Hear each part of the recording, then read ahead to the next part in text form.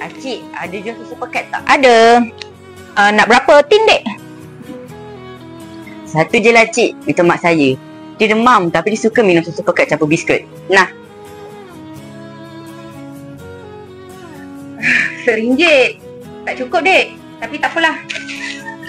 Acik bagi je. Saya tak nak hutang, cik. Sebab mak saya kata jangan susahkan orang. Nanti saya cari tin kosong, saya jual, saya bayar balik.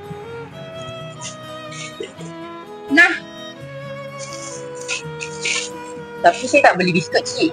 Ambil je. Rezeki mak kamu, rezeki kamu juga. Kadang-kadang Allah bagi lebih ke orang lain supaya dia boleh bantu yang kurang. Sebab acik sendiri pun pernah susah dulu. Terima kasih, cik. Kita dah besar, saya nak ke kedai. Nak bagi orang makan percuma setiap Jumaat.